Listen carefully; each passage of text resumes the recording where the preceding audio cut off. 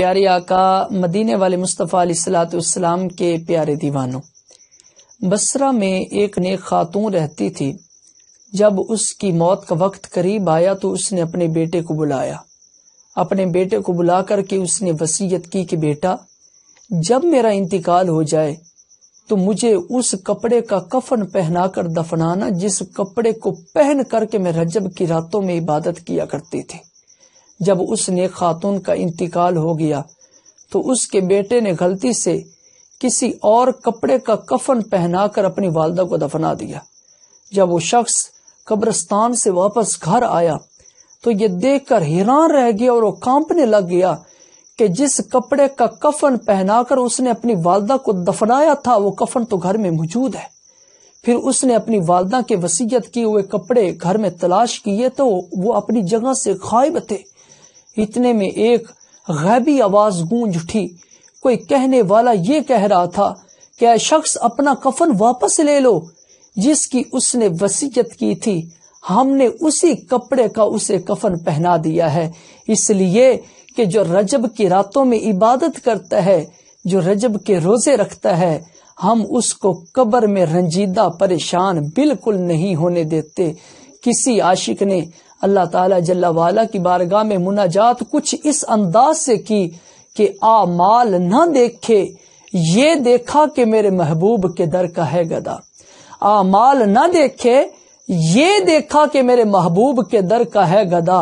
خالق نے مجھے یوں بخش دیا، سبحان اللہ سبحان اللہ۔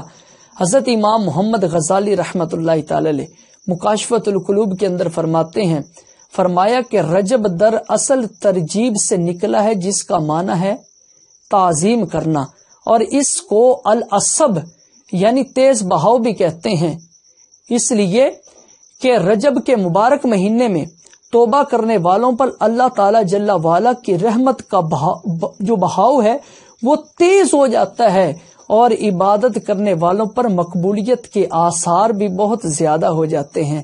اور اس کو اسم، الف صاد میم، اسم یعنی بہرا بھی کہتے ہیں، اس لیے کہ سنا نہیں گیا کہ رجب شریف کے مبارک مہینے میں اللہ تعالی جل وعلا نے کسی قوم کو عذاب میں مبتلا فرمایا ہو۔ گزشتہ امتوں کو کسی نہ کسی مہینے میں اللہ تعالی نے عذاب کے اندر مبتلا فرمایا ہے، لیکن رجب کے بابرکت مہینے میں، رجب شریف کی پر کیف گھڑیوں میں، رجب شریف کے بابرکت مہینے میں اللہ تبارک و تعالی جل وعلا نے کسی قوم کو عذاب میں مبتلا بالکل نہیں فرمایا۔ سبحان اللہ۔ میرے پیارے اسلامی بھائیوں، رجب شریف کی بہاروں کی تو کیا بات ہے۔ امام محمد غزالی رحمت اللہ تعالی مکاشفۃ القلوب کے صفحہ 301 کے اندر فرماتے ہیں، فرمایا کہ بزرگان دین رحمہم اللہ المبین فرماتے ہیں رجب میں 3 حروف ہیں، رجب میں 3 حروف ہیں، را جیم با۔ را سے مراد رحمت الہی، جیم سے مراد بندے کا جرم، اور با سے مراد بر یعنی احسان و بھلائی۔ گویا کہ میرا رب جل وعلا ارشاد فرماتا ہے کہ میرے بندے کے جرم کو میری رحمت اور میرے احسان و بھلائی کے درمیان کر دو، پھر میرے بندے کا جرم جانے، پھر میری رحمت جانے۔ گناہوں سے کبھی ہم نے کنارہ نہ کیا، گناہوں سے کبھی ہم نے کنارہ نہ کیا، پر تو نے دل آرزودہ ہمارا نہ کیا۔ ہم نے تو جہنم میں جانے کی بڑی تجویز، لیکن میرے مولا تیری رحمت نے گوارا نہ کیا۔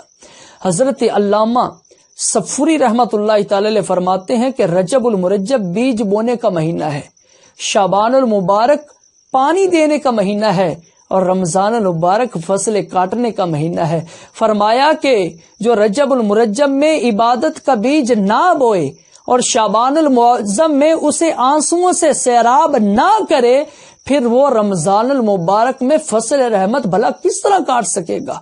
حضرت علامہ صفوری رحمت اللہ تعالی علیہ مزید فرماتے ہیں کہ رجب المرجب جو ہے وہ جسم کو پاک کرتا ہے، شعبان المعظم دل کو پاک کرتا ہے، اور رمضان المبارک وہ روح کو پاک کرتا ہے۔ سبحان اللہ۔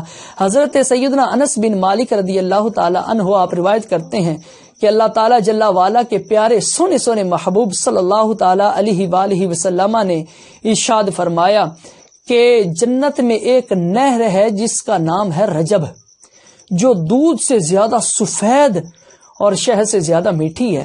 فرمایا کہ جو رجب شریف کا ایک روزہ رکھتا ہے، ایک روزہ، نہ 7 نہ 5 نہ 10، فرمایا کہ جو شخص رجب کا ایک روزہ رکھتا ہے، اللہ تبارک و تعالی جل وعلا قیامت والے دن اس شخص کو اس رجب نامی نہر سے سیراب فرمائے گا، اس سے پانی پلائے گا، یہاں تک کہ وہ بندہ رج جائے گا، اس کا پیٹ بھر جائے گا۔